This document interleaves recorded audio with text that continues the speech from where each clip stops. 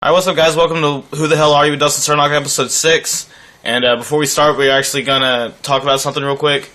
Before we can get sponsors. We're gonna need a few help with getting everything off the ground, getting the recording equipment, getting the website going, and getting more followers. So we need the people who are following right now to give us a hand if they can. You can go to a website called GoFundMe.com/GeekersNetwork. And you can go from anywhere from like donating a penny to however much you want, and we'll have things posted on there for if like you donate a certain amount, like what we can give you. We're gonna have merch coming out soon, mainly in t-shirts and coffee cups, which will be pretty fucking cool.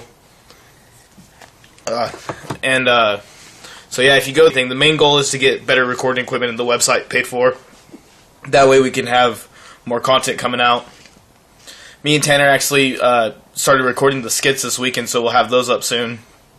So the content's going to keep on flowing through the Geekers Network, and we actually have other people who are starting their podcasts, and they're recording them, and so we're going to have those coming out soon, so you can look for that. Once again, it's GoFundMe.com/Geekers Network. And with that said, let me get into my guest today. It's one of my best friends, and who is a local artist around here, a pop punk band called Moving Forward, my friend Gustavo Pando. What's going on, guys? How's it going, Gus? Pretty good. How about yourself, man? I'm doing pretty fucking good. I am full of food, full of wings. Hell yeah. Alright, so let's get on to you. Who the hell are you? I'm Gustavo Sanchez Pando the second. Second? Yes, sir. Named after your dad? Actually, a weird thing about that, my mom didn't want me to be a junior, so she, like, for it to work out for you to be the second, it has to be like the same, like, names all the way around. Mm-hmm. And my dad's middle name is Versosa. Mm-hmm. So, like, I'm Gustavo Sanchez Pando the second, and there's not a first. Oh, okay. Yeah. That's fucking sick. Not in my family anyway, so, but yeah, that's 25. I just turned 25. Mm-hmm. February 23rd. Nice. Yes, sir. Yes, sir. I'm just a fucking stupid kid that's chasing a dream. What is the dream? Right now for me it would be to if I could have the dream, it would be doing touring full time moving forward. Mm-hmm. And then on my off time, either making movies or writing for like a comedy sitcom or something. Okay, cool. So yeah, like comedy's like a huge part of your life too? Yeah, it is. It's something I've always been interested in, something I really enjoy. I think it would be really cool for, like, I don't know, I really like the idea of all your ideas culminating into something that you could, like, tangibly watch or tangibly see or something. Yeah, definitely. So, that would be cool. Nice. Does that be something that you would prefer to do, like, over the music, or does the music come first? It's tough. I think I feel about the same equally on both of them. Mm-hmm. But music's always come first. It's always just been something more, like, with the writing thing, that would just be me kind of like showing that I have a big dick when it comes to writing comedy. But as a band, it's me, it's Andy, it's Brian, it's Louie. It's whoever I'm making music with, whoever I'm creating with. That's us coming together and putting out the art that we want to. Okay, so whenever Moving Forward writes a song, is it like everyone is always in on the writing process, or is it like someone just comes up with a riff and then brings it forward? Usually what it is like, I don't really play any instruments or anything, so for me, I'll just write out like lyrics. I'll write out songs, full stuff, and then like Andy or Louie actually has a really dope ass song right now. Really? Yeah, we're gonna put it on our next record. Cool. And Louie's gonna sing it. Actually, this is the plan that we have right now. Oh, cool. It's an acoustic song. I think we're gonna record it pretty soon, so like people will get to hear it. It's called Cigarettes. Huh. And I think it could actually just be a Lucero song. Really? Yeah. It's just about whiskey, cigarettes, and loving women. Nice. Are y'all, does that mean, like, y'all go for, like, a style change or something? Because y'all are primarily, like, a pop-punk band. We are, but when it comes to anything, like I said earlier, the art that we put out is us. Mm-hmm. So, yes, we make pop-punk music, and that's what we like to do. But anything that we all come together on and we're like, yeah, that's us. That's what we're going to put out. We're not going to change something to be pop-punk just because it's not. Like, we don't need that. Like, we're breaking genres, nigga. I'm breaking barriers here. Yeah, but that's something I'm really excited for. Our next album is gonna be a full-length album. Oh, wow, nice. Yeah. We got a bunch of songs right now that are just kind of like in the rough area, I guess in the demo stages. Mm-hmm. And then we're going to be doing 2 new ones, hopefully. Fingers crossed, because, the Pine Box shutting down. Mm-hmm. We haven't been able to practice as much. But the goal right now is to do 2 new ones by our show on Monday with Narrowed. Okay, nice. So, we might not do it there, but I don't know. But at least by South by, we should have 2 new songs in our set. We're going to come back and work on getting down to the final, I guess, 7, 6? Because we're going to put out like 10 or 11. Okay, cool. Since you're so you don't play any instruments other than, like, you're the singer. Yeah. Where do you stand where the lyrics come in? Because you have Andy, who's also doing vocals, and now, like, Louie's going to do vocals on one. Yeah, And Fish does poetry. Yeah, fuck yeah. Shout out Fish Palsy. Daniel F. Palsy, don't forget the palsy.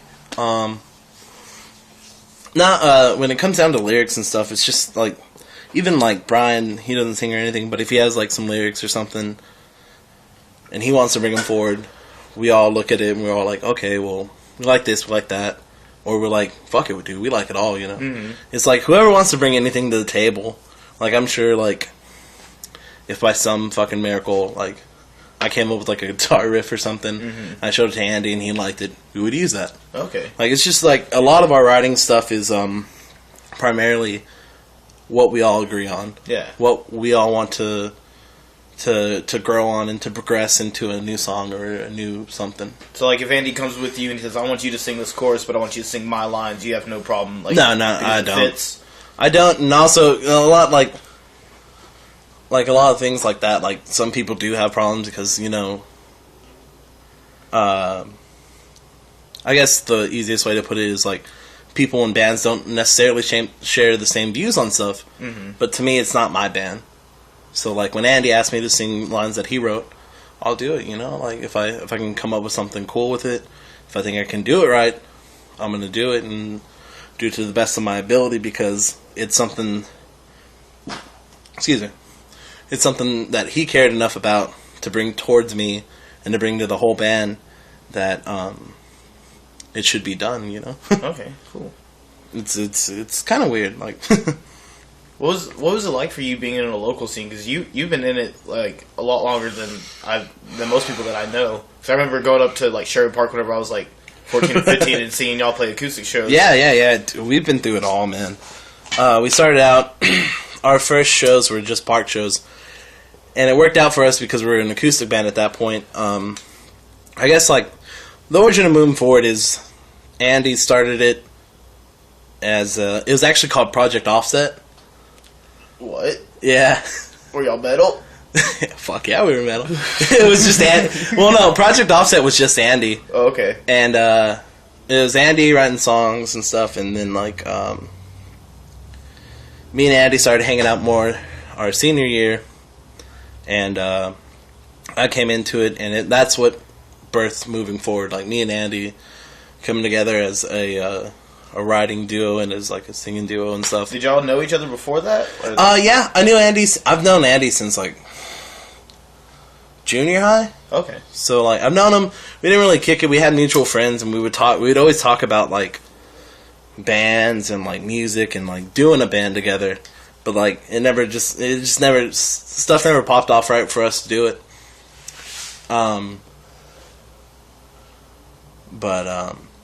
Yeah, so in high school, we started hanging out again, and he showed me some songs, and I was like, dude, those are fucking cool, man. I remember hearing my first, I guess, at the time, it might have been a Moon Ford song. Mm-hmm. I remember Andy showing me, like, one of his songs, and I was like, dude, that's fucking dope. And I was like, dude, I really like your project. I want to help you with it if you're down. And he was like, yeah, man, I'd love nothing more.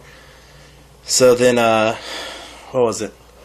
Been a band 7 years now, so Valentine's Day 2007 was when me and Andy we wrote our first song together, and that was called The Greatest Thing That Never Happened. I actually wrote it on the back of a I was pretty much in on this school in Kansas. Mm-hmm. All I had to do was send that letter back, and I would have started getting, like, filling out stuff to get, like, scholarships and shit for me to go to that school. Oh, wow. Yeah. But instead I wrote the song on the back of that paper. Yeah. What made you not want to go to that? Moving forward. Really? Yeah. So even when it was that small? Yeah, even when it was that small, I cared that much about it that I was like, you know what? Because I've always wanted to be in a band. I always had, like, I had these weird, like, I don't know what you call them, like, I for lack of a better term, it was a concept band. Mm-hmm. It was like, okay, I'll play bass, you'll sing, you'll guitar, you'll drum, and then shit, like, none of us knew how to do any of that. So mm-hmm. like, but we had a name for it, and we had fucking song titles, and, like, dumb shit like that. So, like, since I was like, shit, like, first time I heard Enema of the State, I was like, oh, this is what I want to do. This would be cool. And then I saw My Chemical Romance at Dos Amigos. Okay. And I talked to those dudes, and I found out that they were just normal dudes. And I was like, normal fucking people can do this? Fuck, this is what I want to do. Hell yeah. So through that, it grew. And then even more, when Andy showed me, like, songs that he was working on, and he wanted me to be a part of that, I was like, well, fuck, dude, like, I can do this. I can put out songs. Like, me and Andy can do this. So, it was me and Andy for a while. Matt Dominguez was a part of our band, the rapper Matty D. Oh, really? Yeah, he played guitar for us, and it was us three for a while. And then he actually stopped playing in our band to pursue rap.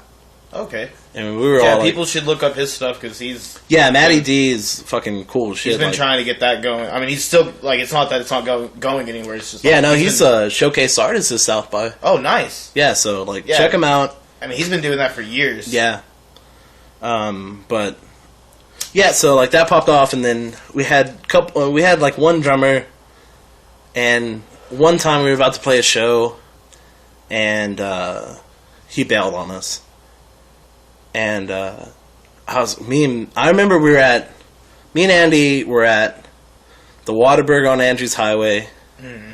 We were like, what the fuck are we gonna do? We have a show in, like, 2 days, and this guy left us. Excuse me. He left us high and dry, and we're like, oh fuck, I don't know, and that drums, and Andy's like, I know one guy, and that's when he called Brian. And that's when Brian became a part of our band. Wow. He learned... we had, like... I think at that time in our set, we had, like, 3 or 4 original songs and, like, 2 covers. And he learned all that shit in, like, 2 days. And then from then on, it was just me, Andy, and Brian. And then went through a bunch of bass players, a bunch of change-ups in that area. And that's when we recorded with Matt Burkhalter. And then we recorded with Chauncey. And now Louis is our bass player. Okay. So that's, like, kind of like a back history on all of the Moon Ford stuff. I don't know. I don't know if we've ever actually talked about that. No, I don't think... I've never heard any of that. Yeah. And, like, I was... Like, so was Brian one of your friends before Andy had called him? Like, it was kind of the same way that how I knew Andy. Mm-hmm. Like, I knew who Brian was. Might have talked to him a couple times. But I never really kicked it with him in high school. And he went to Ector, so we didn't go to junior high. Well, he went 1 year at Bowie, and then, like, he went to Ector, and I never saw him at Bowie because I was a loser. Mm-hmm. But Brian was friends with Andy. And Brian was actually in a band in high school. He's gonna hate me for saying this. He was in a band in high school called Something Else. And that was like the biggest band at our high school. What? Yeah, like that was the band. Like, I don't know if you would catch this because we're a little ages apart. Were you like, as far as I know, like for Permian, it was like Outcry. Yeah, Outcry. Yeah, that was they I were was in a band with the drummer from Outcry. Yeah, they were the OHS equivalent. Okay, because that's what I was about to say. I was like, because I knew who Outcry was. Yeah, we actually had fake beef with them. Well, it was real on our part, but I don't think they ever knew us. Oh, really? Yeah, because we have like old school fucking like handmade like spray paint shirts, and the only person that I know that still has them is Fish Palsy. But like we did like dumbass designs on the front, and it just had an MF on it, and then on the back it said "fuck Outcry." Oh my god. Yeah. That's fucking I don't really even remember why we had beef with them, but I was just like, fuck Outcry. Fuck them. I can see a lot of reasons why you had beef with them. I think we met the singer one time. Oh, and that's kind of an asshole. He's okay, fuck Outcry. Fuck all those dudes. Yeah. And like, so that was whatever. I'm sure they'd never even fucking heard of us at the time. But we were like, fuck Outcry. God. Yeah, because I remember thinking that they were going to become something huge, and then whenever I was 16, I was in Here Lies the Hero with the drummer from Outcry. I was like, wow, this is weird. Oh, how the mighty have fallen. I did a lot of coke with him. Oh, wow. Yeah. But, yeah, that's how Brian got in the band. Me and Andy had that background with him, and I think Andy played in a slew of bands in high school. He was a band whore. But Moon Forward is the only actual band I've ever been in. Okay. I was in like a little shitty side project, like when I wanted to, like when I was in junior high. It was just a shitty punk project, and we didn't really know how to play instruments, but we just played really fast and got drunk. Good. So yeah, it was punk as fuck. It just always blows my mind because like the fact that y'all barely knew each other and then y'all became so close, but like it's almost like you look at you three. And you see it's just like a perfect match. Yeah, it really is, man. Not only music-wise, but like friendship-wise. Yeah. Those Andy and Brian, of course, are like... Those are my brother. That's blood to me. So, yeah, it was weird. And I kind of feel like... even though, like, you know, it sucks that, like, Chauncey had to leave the band. Yeah. Louis was a perfect, like... Yeah, Louis has been a perfect fit. He's fit in phenomenally between the three of us and, like, him. And, like, it sucks that we don't, like, Louis lives in Midland, so we don't really hang out with him that much. But, like, when we do, it's always fun. It's always great, so. And, then, like, y'all are finally all Mexican. Yeah. Maybe that's what it was. It was, we were 4 brown guys now. Yeah. Finally. We always had a white, no, that's not even true. We had 2 Mexican bass players before we had 2 white boys. Oh. 3 white boys. Oh, my God, 3 white boys. Yeah, 3 white boys. That's what I remember. Yeah, when we played the first show at the Pine Box, Brandon Chavez, he used to be in Tu Montauk. Oh, okay. He played bass for us on that show and maybe like 2 or 3 other ones. Brandon Chavez was also in Here Lies the Hero. Yes, he was. After I was. I love that dude. Hell yeah. He's cool as shit. I gotta go pee. Dude, you gotta pee? Yeah. You go pee. I'm gonna go pee. Sorry, guys. I'm gonna go ahead and plug the website again. Yeah, promote the website again. I'll do that. Alright, so yeah, if you go to GoFundMe.com/GeekersNetwork, you can donate any amount of money you can, you know. And I'm just gonna go ahead and say, like, $20 donation, come hang out on any of the shows, whatever, that'd be fucking tight. If you want to go over that, that's amazing, and we'll figure out anything that we can do, like, and we will, of course, you know, during our breaks and stuff, and during our promos, we will mention you and how much fucking love we have for you for helping us out with this. This has been a completely DIY project for me and Tanner, and it's just the fact that we want to be able to sit on top of a throne of, like, an empire of podcasts, things that we love, that especially ones that are by our friends. And if you want to contact us and get it on the network, even if we don't know you, that would be amazing. You can, if you want to start a podcast, just contact us and say, hey, let us on the network, and you're in. I mean, it doesn't even have to be about the topics that we talk about. We're down for all types of variety. And with that said, let's get back into Gus. I want to add to the promo real quick. If there's any ladies out there, for $50, I will go down on you for several hours. But if you donate 100, I won't even talk to you ever again. That's amazing. I like that. Yes. That's a guarantee. You can take it to the bank. Pay your fucking rent with that shit. So, wait. 50? Eat out. Yeah, 50. Yeah. You're just gone forever. $100. I will never even. If I see you in the mall, I'll just keep walking. Won't even acknowledge you. You know what I'm gonna do? I'm gonna stay in here. I'm gonna pee in this bottle. Okay. But let me ask you some more questions. So, what was the first thing? Like, you were automatically attracted to punk music, right? Yeah. When I was younger, one of my cousins showed me. I had two cousins that got me into punk. Mm-hmm. One of them showed me a Minor Threat record, and the other one showed me a Dead Kennedys record. Nice. And I was like, "What the fuck? This is badass." Was that before pop punk? Yeah. Oh, cool. That was before pop punk. Actually, when I was really young, because both my parents came from Spanish-speaking backgrounds. Mm-hmm. I never really, I didn't really listen to English music. I grew up on a lot of Tejano music. And I don't know Spanish, but, always appreciated the music portion of it, I guess, because I didn't know Spanish. I couldn't really focus on the words. So that's probably where, my love of music grew from. Because I really, there'd be a fucking gnarly-ass bass line or cool fucking riff or something. Mm-hmm. And that's what I that's where all my attention went to. But, yeah, I had two cousins. One of them showed me the Dead Kennedys, Minor Threat, and then, through, that's what I listened to for a while. I got into, some other punk, bands, and, then I heard Blink-182, and I was like, this is fucking cool! Because, for me, I guess because Minor Threat and Dead Kennedys, when I got to them, they were long and gone, and yeah, that was back in their heyday. So when Blink came out, I was like, this is cool. This is these guys are doing it now, Yeah. So I got into them. I got into Green Day, Nimrod, fucking all those fucking old Green Day records that still rule. Mm-hmm. I don't give a fuck what anybody says. Oh, dude, I love those old Green Day albums. Yeah, I think almost everybody's on that same level. I think everyone should be. Yeah, if you're not, you're just kind of fucking yourself. You're also just kind of being a dick. You're being a dick, and you're fucking yourself, and you shouldn't be either. So, what was it about the punk music? Was it the fastness? Was it the lyrics? What was it? It was a culmination of all of that, man. Mm-hmm. Just the fucking the fast music. I like I said, I grew up on Tejano, so none of their stuff's that fast.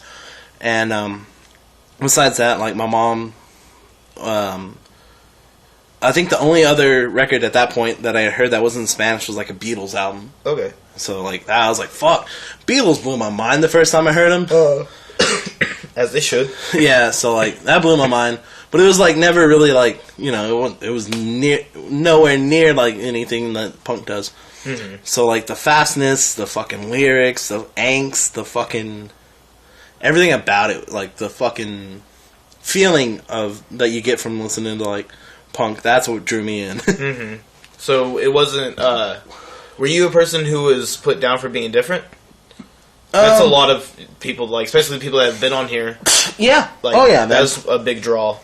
Big draw to that was in the sense of that, when I did meet other people that were into punk or into anything that I liked, because the difference that I got was I guess the obvious thing is I've always been a bigger guy, mm-hmm. So it's never been I don't know what it is to be skinny. Okay. I was always bigger, so always got a lot of shit for that. And that never really bugged me too much. I fucked by myself way more than anybody else could. You know what I mean? Mm-hmm. In that category is a lot of stuff internally that messed with me that actually made me, I guess, not want to be different, but alienate myself from a lot of people. Mm-hmm. Because I didn't think I was good enough to hang out with them. Huh. I didn't think I was like cool enough or anything, like, because I was like, I wasn't like the dudes on TV, I wasn't in the dudes in movies or anything like that. So I was like, fuck it. Bigger thing, actually, that really I still get a lot, being Mexican and not speaking Spanish. You get a lot of shit for that. Really? Oh yeah. I mean, is it because like, is it like you're disgracing your heritage or something? Kind of like that. It's like it's. But I mean, were you even born in Mexico or anything? Nah, I was born. I was born here in Odessa. Mm-hmm. My family lived in Kermit for a little bit, and then I lived in Kermit for 4 years, and then I moved here. Well, I mean, so that kind of makes a little sense. Like, I mean, you're not. Yeah, no. I'm like third generation. We made it. Fucking let's party. Okay. Like, mission accomplished. Like, like what we all set out for, it got accomplished. Okay. I don't know shit. Like, I go to Mexico. Like when I used to go to Mexico, I would feel like a certain sense of pride and heritage, and like I love my culture just as much as anyone that speaks Spanish. Okay. But because like other Spanish-speaking Mexicans, like, oh, well, you're just a fucking white boy. You listen to white boy music. Oh, that one. Yeah, that's what I got a lot. Mm-hmm. That I was like a coconut or some shit because I didn't speak Spanish. I didn't listen to Tejano or rap or stuff. I listened to rap, but you know, I wasn't on their same level, so I was a white boy. And that still kind of gets to me. Like sometimes, like people like, and it's like an innocent thing to say. I think. I know it doesn't come from a place of hate. When people are like, "Oh yeah, you're Mexican, but you're not real Mexican." And like it gets to me, but it doesn't like piss me off. Like if someone told me that, I wouldn't fight them. Yeah. But to me, it's like, oh, you're Mexican, but you don't meet the stereotype that I have of Mexicans. Mm-hmm. So I'm like, oh, well, all right, I know what you mean. Fuck it, you know? Yeah. So that never bugged me too much. But yeah, that the whole like my own people not letting me feel accepted, that hurt me a lot. Oh wow. Because like it was like, you know, because like white people didn't want to hang out with you because you're Mexican. Yeah. Or black people didn't want to hang out with you, you're Mexican. Mexicans didn't want to hang out with you because they thought you were trying to be a white boy. So like you just kind of like alienated you fucking like just because like you just and like the whole reason I don't know Spanish was because like when my mom was raising me, it was easier for her to speak to me in English. Yeah. Because well fuck, that's the fucking language she needs to know to excel in this country. So yeah, it made sense. But just didn't work. And that, I think I was a little too dumb. That's awesome. Well, that kind of helps, like, a little transition. Like, how you said, like, you know, even though you can see, like, it as a joke, if someone's joking with you, but, like, it still kind of hurts. Yeah. Do you think that there's any kind of, like, a boundary in comedy like that? I don't see boundaries. Honestly, this is just my opinion. Mm-hmm. Anyone else can have their opinion. It's all in context. For me, it's all in context. Like, if, like, you know, you and me are talking and you make fun of me for being Mexican or something, we're just fucking around. Yeah. If I don't know you and you just call me a fucking spick, I'm gonna be pissed. Yeah. That's context. And, like, I think that's how it should be because I think a lot of people, as far as comedy goes, is like, they forget it's all a joke. Mm-hmm. Like, they just don't get it. Yeah. Like, excuse me. Like, a lot of people will get pissed off at a comedian. Excuse me. I'm going to do that a lot. Oh, you're good. I smoke weed and cough, so you can burp. I've been drinking some beers. Yeah, but, like, the thing, like, people get pissed off at comedians because they'll say, Daniel Tosh was, like, one that I can think of recently. He caught some shit from, like, feminist groups. Yeah. Because he made, like, a joke about someone getting raped or something. Mm-hmm. And, like, yeah, it's a shitty thing to say. But you're at a comedy show. And it's not a real person. Yeah, it's not a real person. It's just a joke. It's something... And it's not like... He was like, hey, I hope you get raped or something. Mm-hmm. Like, it's just kind of like... to me, it's all context. Like, yeah. I understand the other side of that. Something that I've grown up with, which used to irritate the shit out of me. My dad is the best person on trying to... Like, you tell him something, and he'll tell you the other side. Like I'm like, oh, I want to tell my dad about this. He's gonna think it's funny, and then like I'd tell him, and he'd be like, well, that's not funny for that other guy. Oh. So like through him, I got to see like there's another side to stuff. You don't necessarily have to agree with it, but you should at least acknowledge it. So like I get the argument that like you shouldn't say stuff like that, and stuff is like jokes should just be knock jokes and stuff, but I don't know. I think everything has a context, and within the right context, you should just be able to say what you want. Like, it's the year 2014. I like that. We don't have jetpacks, but we should be able to say something. Yeah, and we don't have fucking hoverboards no matter what Tony Hawk says. That was bullshit. I'll fight Tony Hawk. That was bullshit. I want to fucking... Tony Hawk and Tony Hawk. And fucking... Oh, what's his name? Doc Brown. Doc Henry Brown. Lloyd. Chris Lloyd? Chris Lloyd. Yeah, Chris Lloyd. Fuck you right now, Chris Lloyd. I never hated you until now. You helped make Modern Family. And then you do this to me. Modern Family is great. Modern Family is great. Hoverboards are great too, and they lied. Yeah, that's true. You know what's the weirdest thing to me about Modern Family? This is really off subject. No, that's fine. Weirdest thing to me, it's a great show, it's well written. Mm-hmm. The weirdest thing to me is that, like, people that... And I guess it's I say it's weird. It's a great thing. I think it's a great thing. But it's just odd to me that it took a show. People that used to be homophobic are now more open to it because they watch that show. Like, I've had a couple of dudes that I work with, like, they're older dudes, and they're just not, it's... Yeah. Older culture, you're not going to be as open to it as, like, you and me would. Yeah, definitely. And they'll be like, hell, I watched Modern Family, I thought it was great. If the gay guys want to get married, let them. Oh, my God. And I'm like... It's just weird to me because I was like, that should just be a common thing. That's but like, it's not. And that's why one of the reasons why I love TV and film is because that's the only way that we can influence people now. Yeah. Like, we gotta adapt to that. I mean, I'm sorry that some people think it's making people stupider. Or stupid. That's the stupid. Yeah, now you made their case. Exactly. But I am very open-minded. You are. I've seen you suck 2 dicks. At the same time. You're still not gay. Exactly. That's how you know you're not gay. It's 3 dicks is the maximum, though. I just like the taste. You suck 3 dicks and you didn't like it, you're not gay. Exactly. It's like 1 for the first try, 2 to reaffirm, 3 just to really reaffirm. 4 for a good time. 4 just because of the hell it's Saturday. God.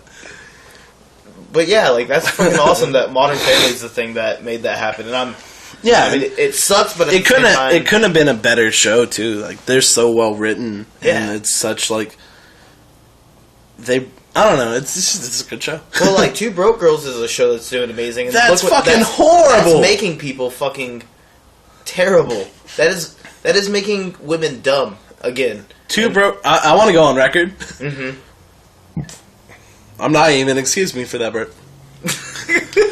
Two Broke Girls is the worst show I've ever seen. I don't think I've ever seen a worse show. Honestly, I don't know. I don't know anybody that actually like loves that show, but they keep getting picked up somehow. And I think what it is like, because the only reason I watched it was because my parents would watch Mike and Molly. Mm-hmm. And for anyone that knows, it's Two Broke Girls and then Mike and Molly. Yeah. But for whatever reason, people like I know my parents would put it on that channel, mm-hmm. and they would wait till that time, and then they would watch it. Yeah, they would be on their phones, or they'd be reading something, and then that time came. Okay, everything goes away. I'm watching Mike and Molly. Okay, so I think they're getting false ratings from people waiting for a better. Because Mike and Molly's a good show. Yeah, I can see that happening. But one thing that I do definitely see is a lot of women who are really close-minded and also just kind of have, like... They're still Valley Girls, and I thought that was extinct. But, like, they're still using... There's still Valley Girls? Yeah, there's still some Valley Girls. That's not good. And by that, I mean, just the that's not good unless someone, like, that's a Valley Girl that wants to sleep with me. Well, like, what I consider a Valley Girl is a girl who's not dumb but acts dumb. Okay. Yeah, no, never mind. I take that last part back, guys. I'm sorry. Okay. If you're a Valley girl, I don't really want to have sex with you. I might. I will. That's my main target. Yeah, Sorry. But me and Dustin will have sex with you. Not at the same time. It'll be like a train. Anyway, it doesn't matter. It'll be a weird threesome. I thought that was... I didn't want to talk about that. But it'll be artfully... It'll be tastefully done in black and white. Okay? It's the only way I do threesomes. And it's all in French? Yeah, French subtitles. And, like... Soundtrack by Adele? No, set, like, Wagner's playing. Wagner? Like, just something, like... fucking Chopin. Liszt. Yeah, Liszt plays. I'm down. I'm so down. Can I get one of these? Das Earl King plays while we have a weird threesome. But what were we talking about? Okay, yeah, Valley Girls.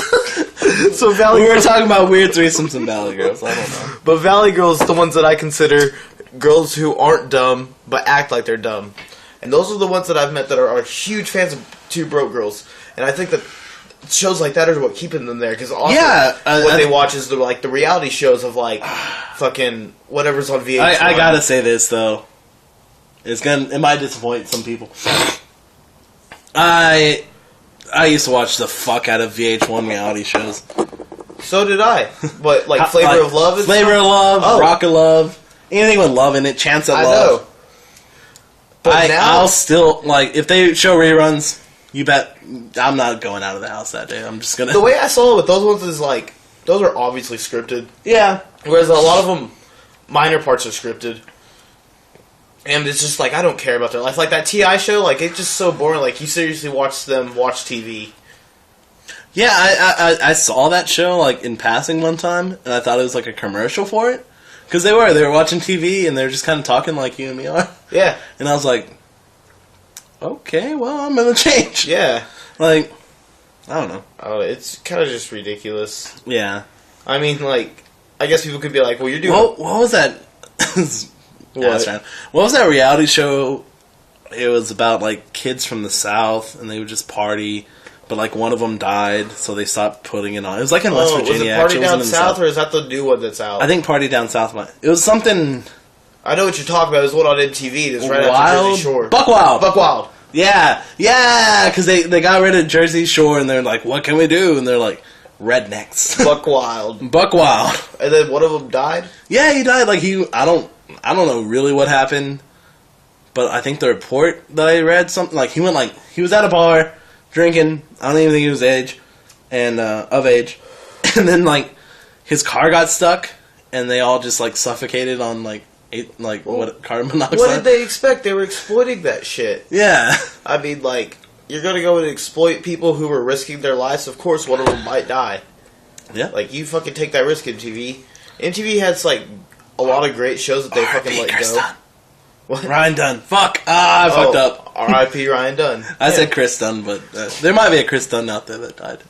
R.I.P. Chris Dunn. R.I.P. Ryan Someone Dunn. make a shirt. Oh, don't. Ryan Dunn was cool. But anyway, sorry. But yeah, like, they used to have so many good shit. Like, World of Jinx, that was a good reality show because it was like a documentary. And it's like, he wasn't exploiting anyone, you know, he was showing like real life events. Yeah. A good reality Catfish. I like that show. I think Catfish is a good one.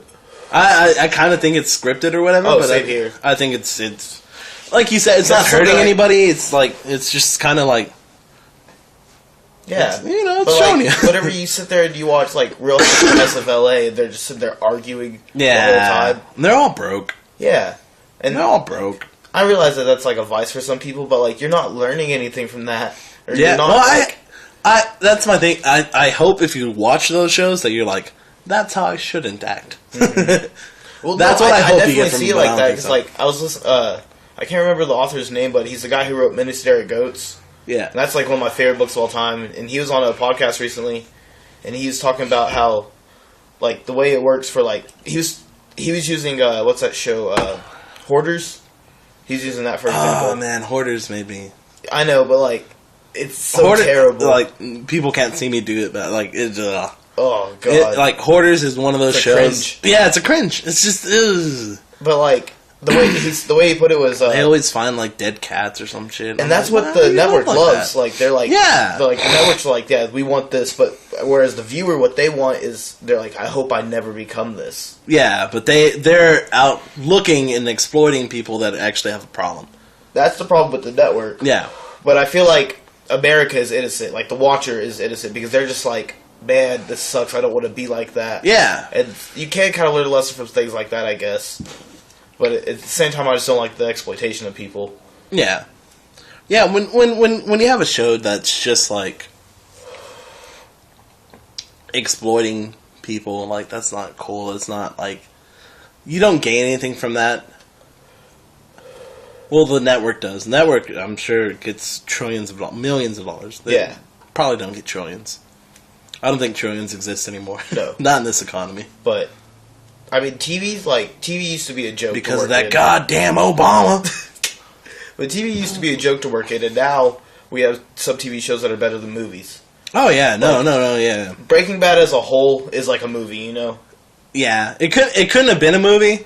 No, but it's better than like a lot of the last movies. Oh, I can't say the last movies. It's better than a lot of movies of like that genre. Yeah. Like what was that movie? With James Franco, he started like they put it out after Breaking Bad. He was like, "My name's Gator Bodine," and he was like selling meth or something. It was kind of like a rip of Breaking Bad. I thought it might. Oh wait, okay, I know, with the action star who was in the Statham. Jason Statham. Yeah, okay, I know which. Like they put that out, and I'm sure Breaking Bad was like head over heels way better than that. Oh yeah, they just put that out so they can get a check. Definitely, because I mean. Meth is huge. Mm-hmm. Like at this point, it's like, you know, like people aren't going to be doing it as much because they see that and they're like, oh, that's a terrible lifestyle. You know, I kind of think the opposite. Really? I think not that it promoted it, but I think more people are like, oh, meth, hey. I feel like it promoted it for the people already on it. Yeah, and maybe. I feel like people like my necessary thing is like. My initial thought isn't that if you watch Breaking Bad, you gotta smoke meth. Yeah. I just think that it might have downplayed meth a little bit. I say into being something cool. I can see that in the first 2 seasons, but like after that, it's just a complete downfall for Walt. Yeah, I think just like if you like anybody in America knows Breaking Bad, like whether they watched it or not. Yeah. So I think they just might be like, oh hey meth, that's cool. Yeah. I'm Walter White. Did you see that dude that got caught selling meth? Oh my god, he was wearing a Los Pollos Hermanos shirt. Yeah. What the fuck? That was cool to me. Well, I mean, it's like that guy who was caught in Canada, you know, killing people, and he's like, I did it because Dexter. He's like, I was killing people who were killing people, and he's still in jail, and I guess in Canadian jail you get Dexter. He still watches it. He's like, I gotta finish this. I think he's still I think he's just like... That might be his punishment, because I can't make it through it. I just... You're gonna watch. You're gonna watch it. That's all you can watch. You don't get the first 4 seasons. You just get 7 and 8. That's the only 2 you could watch. And he's like, God damn it! But like at first he's like, okay, that was the last 2 I needed. I can't get through 7, man. You can't? I don't think so. I actually really enjoyed 7. It became a burden.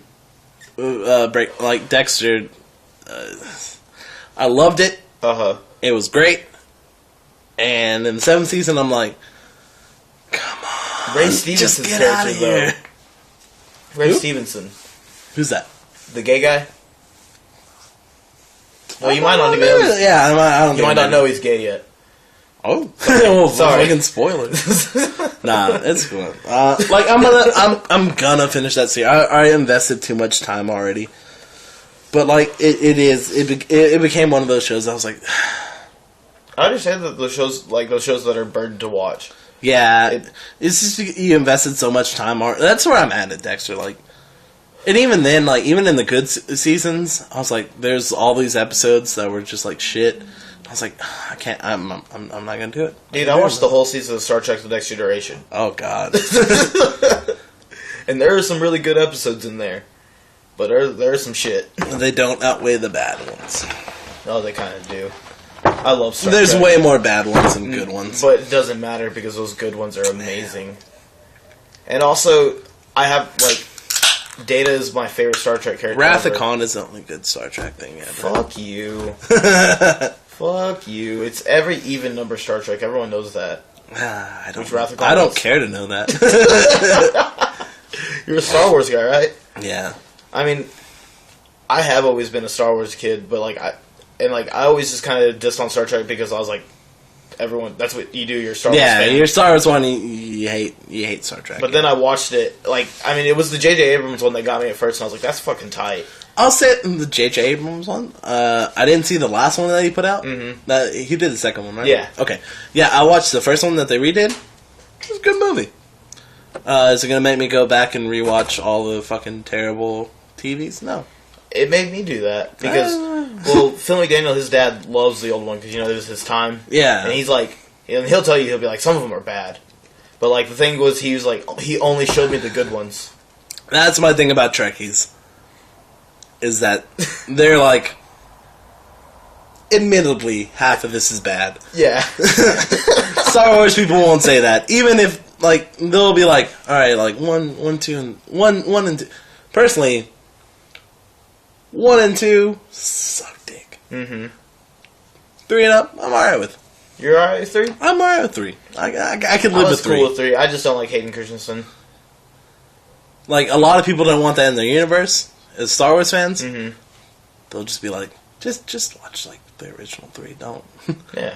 Yeah. But actually, a lot of Star Wars fans, they're obsessed with that Star Wars Clone Wars series. Dude, I've wanted to watch that. I actually downloaded the first season and never got around to watching it, and then my computer died. They're all on Netflix now. Yeah, so yeah. And they're releasing the Lost season. Yeah. So I'm gonna go back and watch. Yeah, I'm gonna that. get it. It's probably get gonna in be on cool. That. Yeah, because it's not Hayden Christensen. It's Anakin how he was supposed to be, I guess. I don't know. Anakin's one of my favorite characters. I'm actually not as in the movies, but it's an overall character. I like him. I'm actually really stoked on Disney having it. I was one of the only people, whenever I found out Disney acquired it, I was like, oh, that's fucking amazing. Yeah. Because Avengers.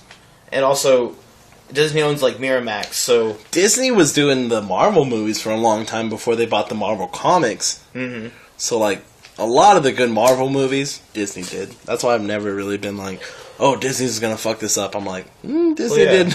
Well, one of my favorite Kevin Smith jokes, he's like, you know that Disney owns Miramax, so if you think about it, the Gimp from Pulp Fiction is a Disney princess. Yeah. But, Disney has good taste. And even with their animated shit, oh, yeah. Toy Story 3? I haven't seen Toy Story 3. Oh, dude. I kind of don't want to watch it because everyone's like, broke me down. I'm like, nah, I don't want to watch that. Oh, dude. It'll give you closure, and then you'll be like, what, there's a 4th one coming out? Why? Oh, there's a 4th one? Yeah. Well, if there's a 4th one, I have to watch the 3rd one now. Yeah. That's dumb. And then you don't have to watch the 4th one. Maybe. I don't know. I've actually been able to, avoid most spoilers about Toy Story 3. Really? Somehow. I don't know how. Nice. Yeah, because most people just broke me down. Yeah. And I'm just I imagine a bunch of sad shit, and I'm like, oh. Yeah, I was really pissed. I was with a hot girl, and I cried. And she didn't. I was pissed. That's always the worst, man, when, you're with anyone, any chick that you're involved with, and, you watch a movie and you cry a little bit, you're just man, I'm not crying. I cry at everything. I don't care. I don't do that. But you probably get laid a lot more than me, so maybe I should cry. I've never cried during it, so I don't... Wait, during sex? No. Oh, yeah, no. I don't Am I doing it wrong? No, I don't cry during sex. Oh. I fall asleep. I do that. Right after. I'm just sorry. I've done it during. I never have. I mean, it's just because I was on bottom and I was just I'm so tired. Just do what you want to do. No, still not. No, not for me. No. I hang in there for a little bit. I almost feel kind of desensitized from it. It sucks. I wish I didn't have so much sex when I was younger. It's like that stupid thing in school where they were it's like this duct tape on your arm, and every time you rip it off, it loses, it's sticky. And it's yeah, that's kind of true, you fucks. Fuck you. They never told me that. They never told me They never told me that. Oh, dude, they came in and then they preached about God, and You know, and then like they were like, sex only lasts 5 minutes, and they said that in front of like 300 high school kids, and they were just like, maybe for you. Keep it going. Oh, you're gonna go pee again. Yeah. All right. So if you haven't heard before, you can go to GoFundMe.com/GeekersNetwork, and then you can help us fund our projects. Main goal is to get some recording equipment and the website going. We have our skits being filmed right now, and Tanner's editing them. We filmed one, and he's editing it right now, and then we're going to film more. And if actually the money will help us get more equipment, like we want to get wigs and stuff, more props. Everything's going to keep on flowing out if we get more help with it. And we're putting our own money into it too, but it would help if you help us with this, because this is a free thing that we're taking our time out of our day to record, and it just would mean a lot to people who actually care if they want to fund to us. And now here's Gus. I did this before. For $50, if you have a bully at your school, doesn't matter what school, I will go and beat them up. And for $100, he will never talk to you again. Yeah, for $100, I'll never talk to you again. You put like some of my ex-girlfriends might donate $100. For $20, he'll be your bully. Yeah, for $20, I'll bully you in front of somebody. That's what you're into. Yeah.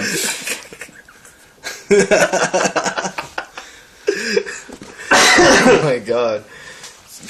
So have you ever you've thought about doing comedy a lot, right? Oh yeah. I actually had a fucking stand-up set. Really? Yeah, for the whenever we were gonna do our stand-up show. Yeah, we're gonna do that. Actually, I want to try to. I'm gonna try to talk to OC. What I want to start doing is what I want to start doing personally, because I don't really book shows or anything, but I do know enough people where I could book a show.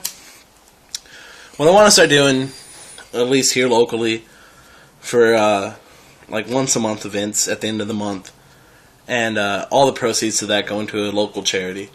Okay. And one of the stand-up nights is one of the ones I wanted to do. Oh, nice. Well, yeah, I mean, y'all been a part of that for a long time. Like, y'all are always the ones putting on Toys for Tots. Yeah, moving forward, has always done the Toys for Tots shows. It's just, I don't know. It's just like, I think where we all came from is just, we all came up, excuse me, in the mentality of, like, if you can help somebody, you do. Mm-hmm. And through being in a band and through playing venues and playing shows, well, we've come through with enough people where we can put our own show on and be like, okay, if you come to this show, bring a toy, you get in. What I always wanted to do for the Toys for Tots show was if you brought a toy, you got it for free. Okay. But when we had the Pine Box, it just didn't pop off, so we just always did like a cheaper. Yeah, like half off. Yeah, half off, which was just as good, honestly. Yeah. Helping out two things. Yeah. But we've always done that, and that has always been something near and dear to our heart, because, like, you know, kids should have a good Christmas. You know, definitely. That's the weird thing about me. I don't really like kids, but I want them to have like a good like childhood and stuff. I don't hate them. I just don't want them around me. I mean, yeah, like I fucking love and hate the kids I'm related to. Yeah, but like, no matter what, they still need to have a good fucking childhood. They should. Every kid deserves like a good fucking Christmas, a good birthday, good any day. Just they deserve a good day. Yeah. So like anything that we could contribute to that, and also do what we love, like that's always been our thing. Oh yeah, awesome. Yep. So that's something I've been toying around with in my head, and that I really want to put into motion. Is doing the like. There's not a lot of local bands, so like. The first one I want to do is comedy, poetry, and then maybe we play or something. I don't know. Yeah. Dude, that'd be tight. So yeah, I'm gonna try to get in contact with the OC and try to do it like soon.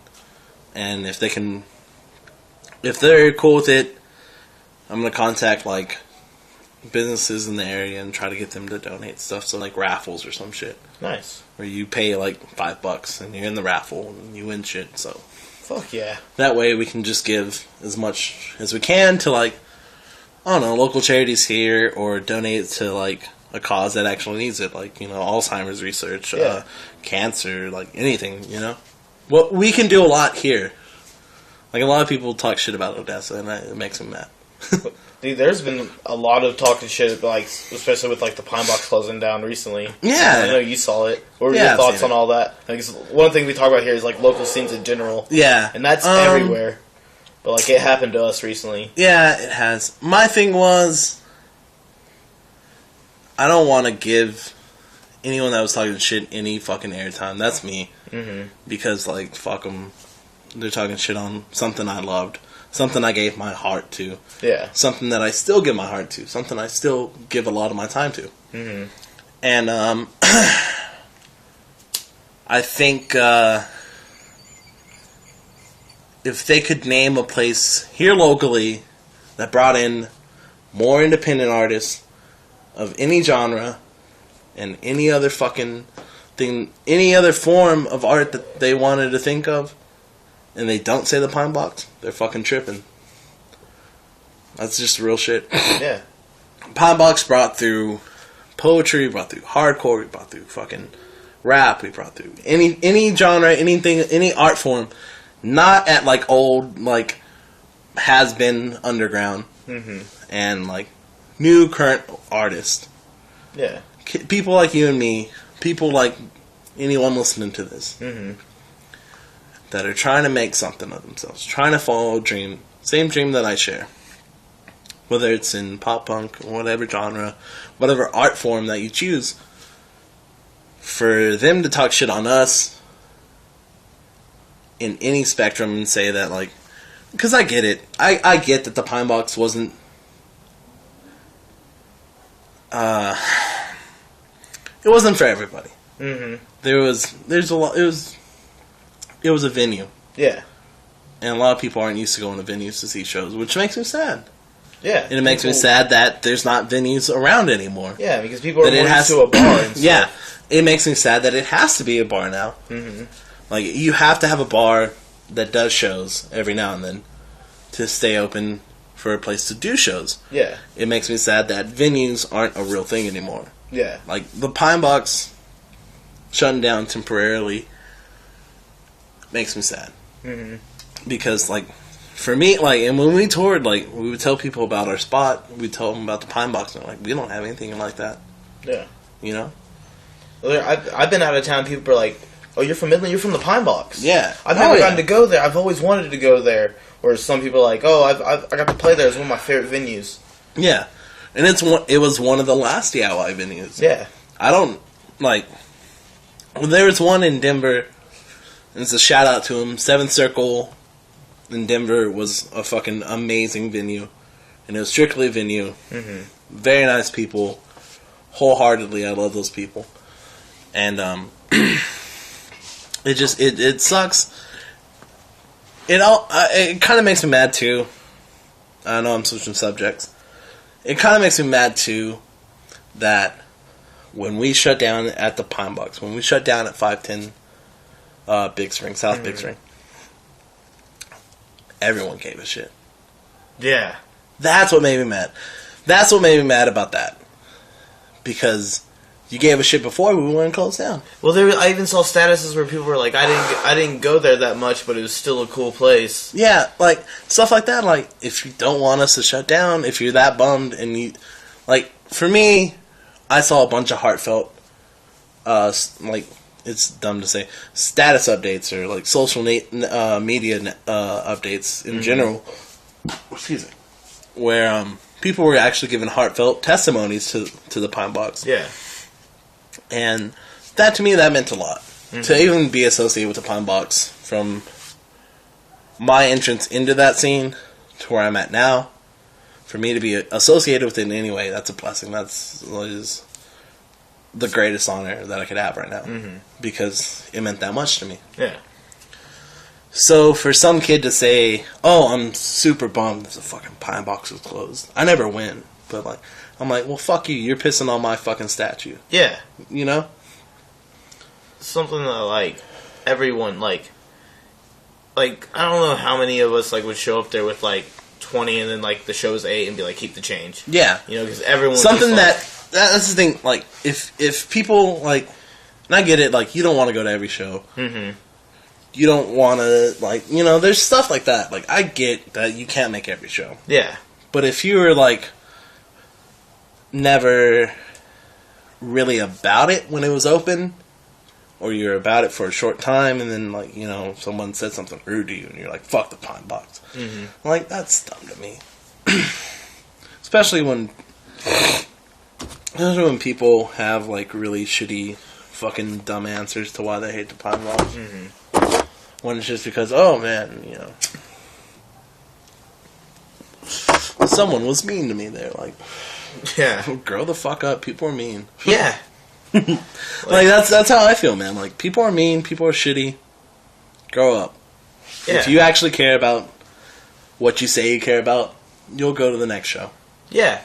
Yeah. You'll go to the next show you want to. You're not going to be like, oh, fuck that place because Dustin called me an asshole. Yeah.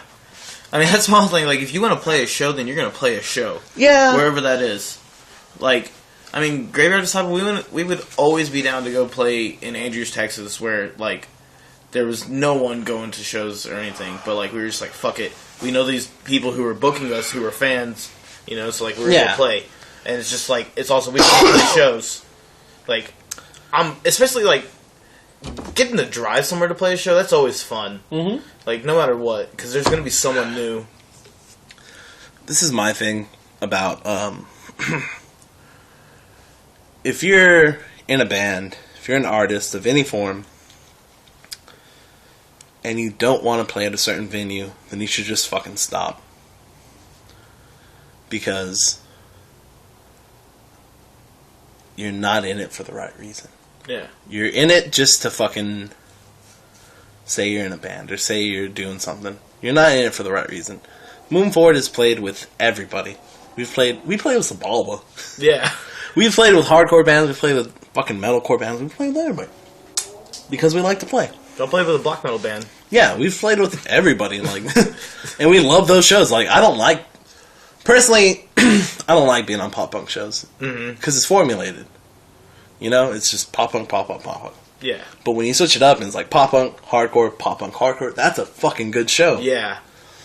Or whatever you throw in the mix, man. Like, you mix it up, that's a good show. Yeah, definitely. It's not the same, like, 3 hours of pop punk. Like, and so many people bitch, like, they'll be like, oh, this tour of Title Fight, Touche Amore, Terror, like, people would be like, that's dumb, and it's like, that's cool. Yeah, why not? You get a mixture of everything you want. Like, I honestly, I even hate, like, a straight hardcore show, because it's just, like, all that mosh, you know? Yeah. And stuff. You need a break. Yeah, do something in between, man. Like, and just, even, like, if you're not moshing to heaviness, like, yeah. I like to switch it up. I feel like musicians should, like, not just stick to one type of music. Oh, yeah. I feel like if you're a musician and you're just stuck in one genre, you're only hurting yourself. Yeah. Because you're not looking at anything past what you like. Because there's fucking great stuff out there. Yeah. I mean, it's like, the reason I'm playing music isn't because of hardcore or anything like that. The reason I'm playing music is because Freddie Mercury. Yeah. I mean, that's my favorite vocalist of all time. Whenever I see him do stuff, I'm like, I want to do that. That's why the reason I started a podcast, you know, it's like, because that's what he did with his voice, is he led people. And with a podcast, you can lead people, you can have people listening. Exactly. I mean, everything that I do is because of Freddie Mercury, and it's not because of fucking hardcore or anything like that. Yeah. And it's just because I've genred out. Yeah, and you have to. You things. can't. If you stick to one genre, like, even me today, I don't listen to a lot of pop punk music. I listen to hardcore, I listen to country, I listen to anything I can. I listen to a lot of comedy stand-ups, honestly. Oh, I've noticed that. And that's awesome. That made so much sense to me, too. Like, I remember there was just one day where I was like, every time I've been in his car, there was stand-up, and I thought back to all the Moving Forward sets, and I was like, that makes sense. Yeah. Which I've kind of cut down on that in Moving Forward sets. Not really. I've tried, I guess. I don't think you have to. Well, this is the thing. Like, it got to the point where people were saying, oh man, y'all are funny as fuck tonight. Oh, instead of the music. Yeah, it got bigger than the music. Okay, so that's why I kind of like sometimes I'm like, I don't know what to say because I don't want to say anything. Okay. So like I want people to say, y'all had a great set and you're funny, or y'all had a great set. That's it. Not like, you know, I don't want it to overshadow anything. Okay. Not that it should, or it did at one point. Mm-hmm. And it's not what we're out there to do. Yeah, I understand that. So it's just kind of hard because y'all are naturally funny. Thank you. Yeah, I mean, like, y'all open y'all's mouth, like, and if you are behind a microphone, like, something funny's gonna come out. That's just how it works with y'all. That's why I think, like, you, Brian, and Andy, like, I think y'all should be like a comedy group as well. Me and actually just me and Andy. Me, Andy, and I think Marco. We were gonna start a comedy troupe. Oh God. Yeah. Dude, I mean, we used to do improv just for fun. And it was badass. I love doing improv. Same here. Didn't y'all used to do murder mysteries and stuff? Say what? Haven't y'all done like murder mysteries? Yeah, me, Andy, and Brian have through our friend Austin. Shout out Austin Nickel, my nigga.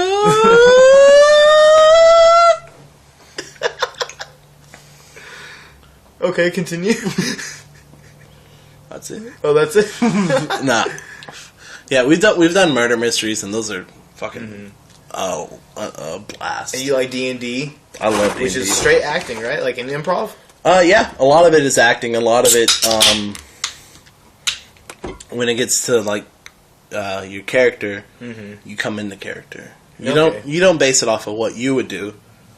You know your character in and out, and what your character would do. That's the decision you make. So in a sense, you get into character, and sometimes while we're playing D&D, it's like we'll try to stay in character. Yeah. And then, like, of course, because it's me and Andy, it just gets side-railed because we're dicks. Would you feel like you're in a situation where it's like, say, I guess a dragon is there, and like a full head-on attack would make you die for sure, but like your character's so ignorant that he would do that? Would you still do that because it's your character, or would you be like, oh, I don't want to die? If I'm thinking about it, character-wise, he's going in there. Or, because I'm a fucking Jaleel, I play Barbarian. This is pretty much what I am anyway. It's a big dude, strong and stuff. Yeah. I will like try to be like, alright, I'm going to pick up Andy, and I'm going to throw him right into his throat, and he's going to slit that throat. Oh, wow, nice. I didn't know you could... I didn't even think about that. Yeah, like, we'll do stuff like that. Awesome. Or I'm just like, alright, Pat is probably going to die anyway. I'm going to pick up Pat and I'm going to throw him at him. And then Austin's like, Pat died. He lost all his shit. That's awesome. Everything he worked hard for, just done. We tried to play once, but we were just like... It was a bunch of people who didn't know what to do, trying to figure it out. And we were just like... We need someone here. Yeah. Definitely, when you start playing D&D, you do need that one dude that's, like, well-versed on it, or actually knows what's going on. It's definitely not a game that you can just pick up and play. I do think that everyone in their lifespan should play D&D, because it's just fucking fun. It's fun. You get to be somebody else for a little bit. Yeah. I think everyone at the core wants to be somebody else. I think everyone should have that escape. Yeah, someone should. Yeah, like I think everyone should have that escape. So, I mean, like the funnest time I ever had. I've been in like plays and stuff for like churches and stuff, but like whenever I did a school play, that was the first time where I actually had to develop my character. It was I was a reincarnation of a Japanese princess. But my reincarnated form was an old bum. But then I had to become the Japanese princess, and I had to, like, become her. You know, like, it was, like, it's a ridiculous part, but it was still fun. Yeah, oh yeah, man. The only reason it was ridiculous is because it was a student-directed play, and that girl shouldn't have chose that play, because it's, like, real artsy. And we danced... It was shot in black and white, had French subtitles. Yeah, and, like, we danced to Linkin Park. Oh, Linkin Park. I actually saw Linkin Park one time.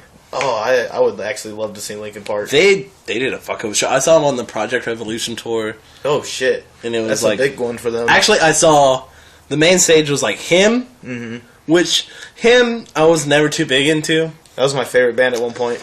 But it really disappointed me because, like, you see the pictures of the dude from him. Mm-hmm. I don't know his name. Lily Vallow. Lily Vallow, whatever. Willie Vallow, yeah. Lily Vallow. And he's, like, on all this, like, weird, like, fucking dress shit. And, like, when we saw him, he was in pants, a blue shirt, and, like, a baseball cap. And I was like, you're not the dude from him. You're the dude that lives down the street from me. Like, that's not... You're it's not not the same Barkley. shit. Yeah. Here's the wannabe who looks like him. And then My Kim played, which was dope. That was the first time I saw My Kim. Oh, or second time. Sorry. Fucking lucky.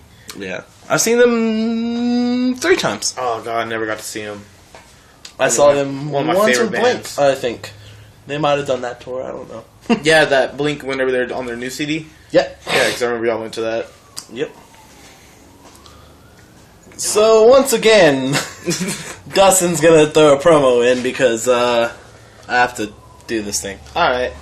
Well, if you go to GoFundMe.com/GeekersNetwork, then you can fund any of the projects that we're going to be doing because, oh my god, I hate him right now for peeing.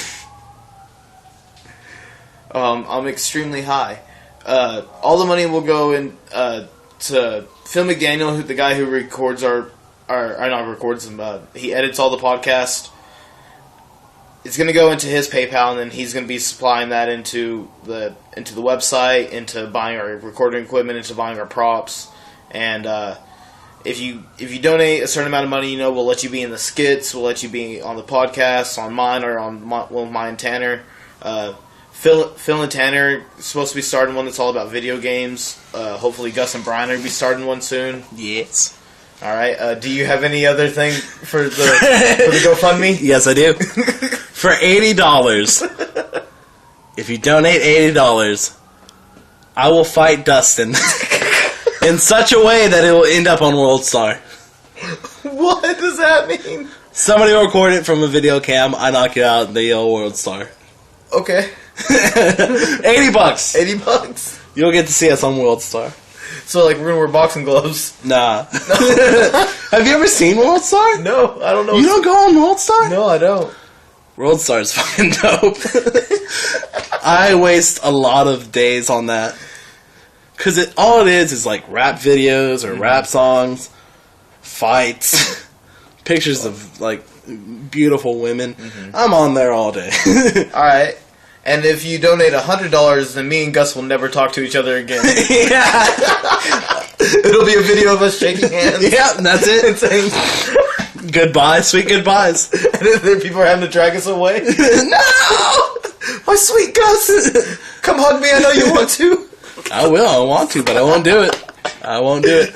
By the way, if you do donate money to this, specify which one you want. Yeah. I've thrown out a lot of offers tonight. Yeah, you gotta click on what you want. Yeah. Wait, is it a drag down bar? Like, eat me out, $50. I want the eat me out and the never talk to me. Yeah. $150. Oh, fuck. $150. I can't, That works. Yeah. Well, what if it's like she never wants you to talk to her again, but you still gotta eat her? Like, so you can't talk while you're doing it. That's fine. I don't talk while I'm doing that. Really? No. You don't go, hey, does this feel good? No, I know what I'm doing is good. I'm down there, I'm in the zone. It's like Michael Jordan, like when he played like that game with the flu, he still hit the game winning shot. I know what I'm doing. I just look him in the eye and I say, is this okay? Nope. Is this alright? Nope. I'm just down there doing my work and I'm listening. Stuff's going good. I'm doing it. Oh my god. Alright, well we're hitting a good time here. We're at hour 14. Yeah, hour God 14. Damn. Do you have anything you want to plug? Yeah. I mean, you have music. Yeah, we do. Moving forward, Bandcamp. It's bandcamp.com/moonforwardtx. Follow us on Facebook, Twitter. If you want to follow me on Twitter, it's Gus the Dude. Can't really think of anything else I want to fucking promote. But follow that. You'll get to it's like a fucking rabbit trail. You'll follow everything. Mm-hmm. Thank you to Dustin, Geekers Network. Let me talk and be fucking stupid for an hour and 15 minutes. Hell yeah. If you listen to this all the way and you're really disappointed, I'm sorry. But I'm not really that sorry. I don't care. I don't think anyone should be sorry. No. They should be sorry for listening to it. Yeah. I feel. Yeah. I mean, on the Geekers one, we constantly let them know that we hate them. I don't hate y'all. I don't hate them here. Yeah, it's just Tanner that hates them. No, I hate them whenever I'm there. Oh, okay. But if Tanner were here, he wouldn't hate them. Do you want to talk about wrestling for a little bit? Oh, god damn it. Yeah. Are we already out of the time limit? No, I don't give a fuck. Daniel Bryan This is going extended. over. If look, you can cut it off now if you're not a wrestling fan and you're a pussy. No, Marcel, listen. I don't think Marcel's a pussy. I like Marcel. No, I'm just saying. I don't even think he listens. Yeah, I either always way. bring him up because I hope he does. Either way, I like Marcel. So do I. I don't really hate anybody. Is that weird? Yeah, I hate the Earth. I don't hate the people on it. Yeah, I don't think anyone's like fucking. I don't think anyone's shitty. It's just whatever. I mean, Anyway, we're gonna talk about wrestling. Woo! Woo! Can I get a cigarette? You want a cigarette? You want a cigarette? Hell. All right, yeah. No, God forbid you want a cigarette. It's fine. It's my last cigarette. It's fine. Wait, what? It's not. Okay. God forbid that Daniel Bryan gets the fucking belt, right? Are you a Daniel Bryan fan? I am a Daniel Bryan fan. And I just recently came back to watching wrestling. So I'm a little outdated on some stuff. Daniel Bryan, I feel like they're still going to give him the championship. He won't win it at WrestleMania. He might win it at SummerSlam. Do you think that Undertaker's going to keep the record? Mm-mm. Really? You think it's going to finally go? Because isn't he going to retire after that? Yeah, he's going to retire.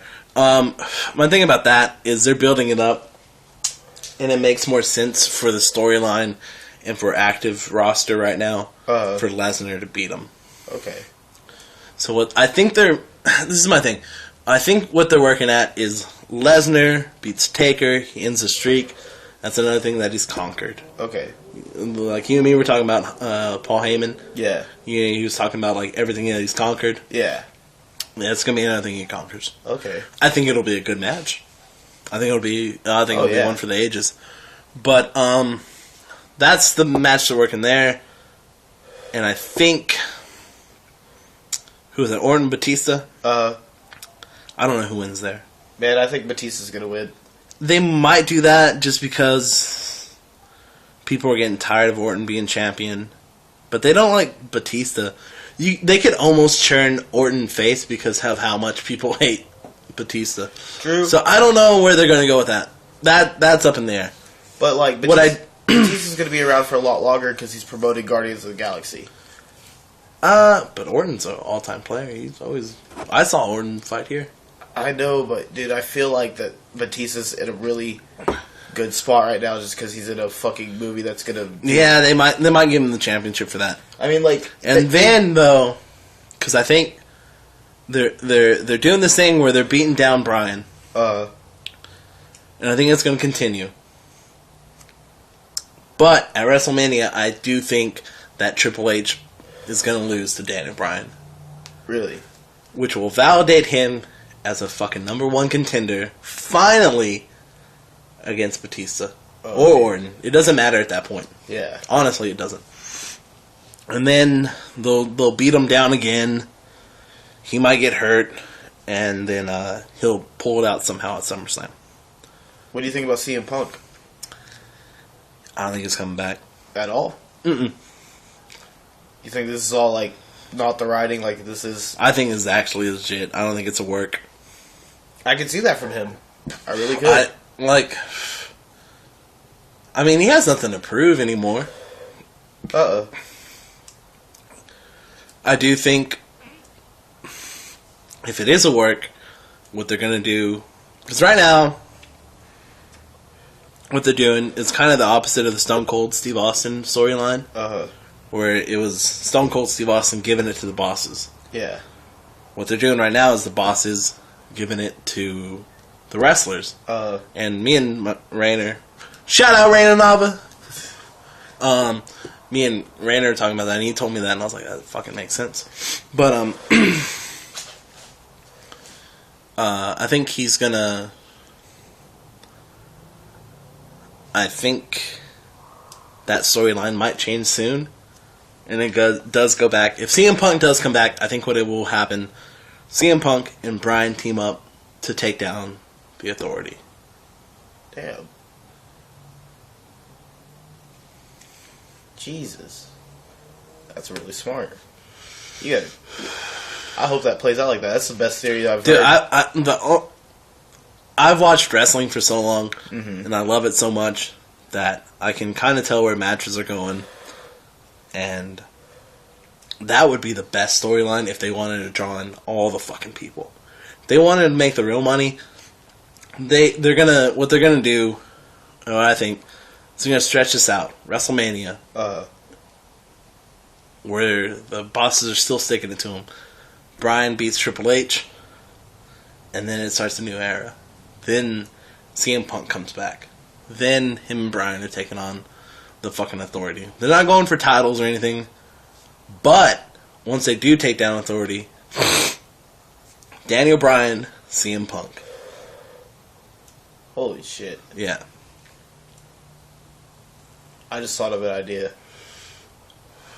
Me, you, Rainer, wrestling podcast.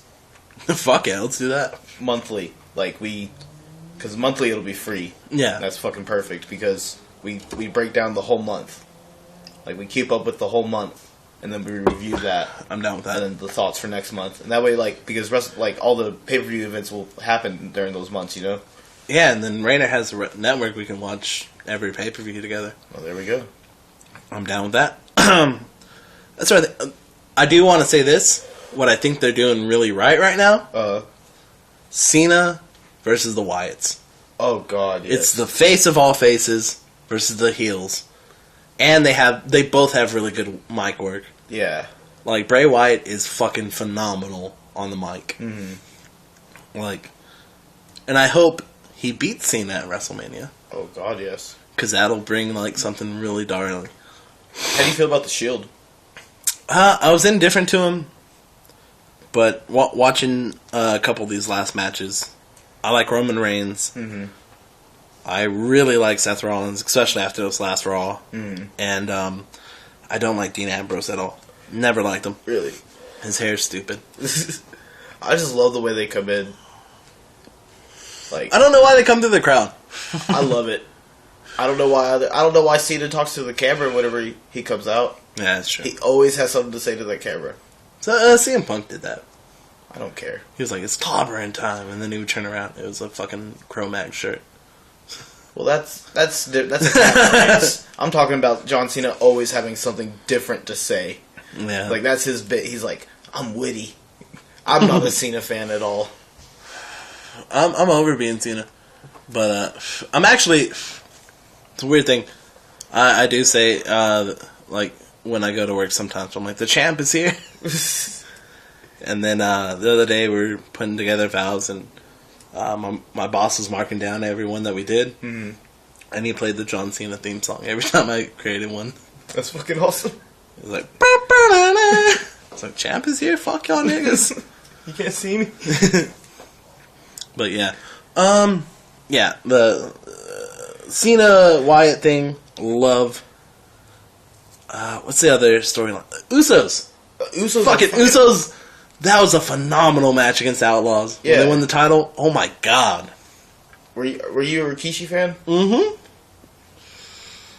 And the Usos, they're just I'm a bigger Usos fan. I'll say same that. Here.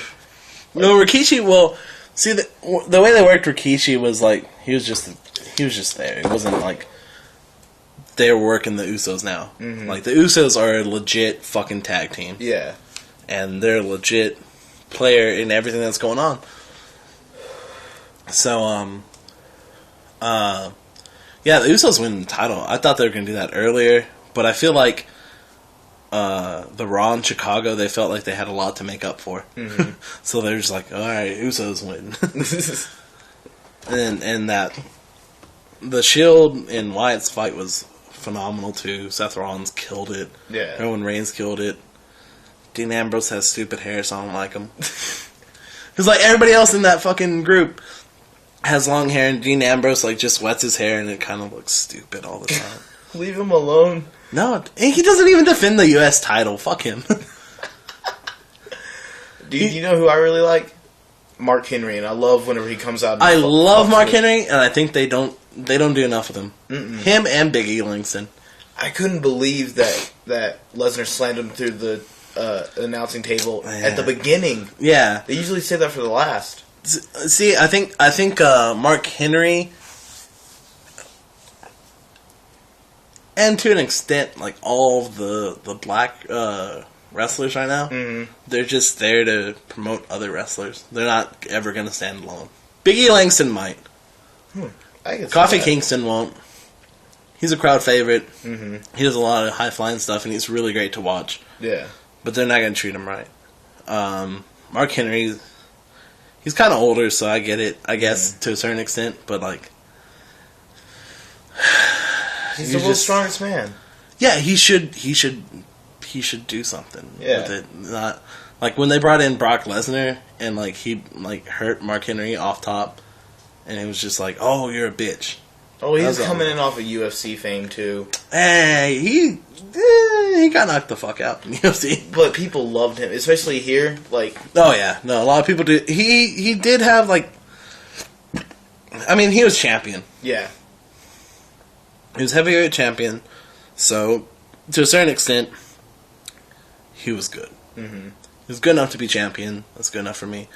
But I never liked him as a UFC fighter. Oh, same here. He just sat on people. Yeah, it was just dumb. It was boring matches. Yeah. He also still has a contract with the UFC. Really? Yeah. Oh, he's supposed to have one more fight, and I think what they might try to do,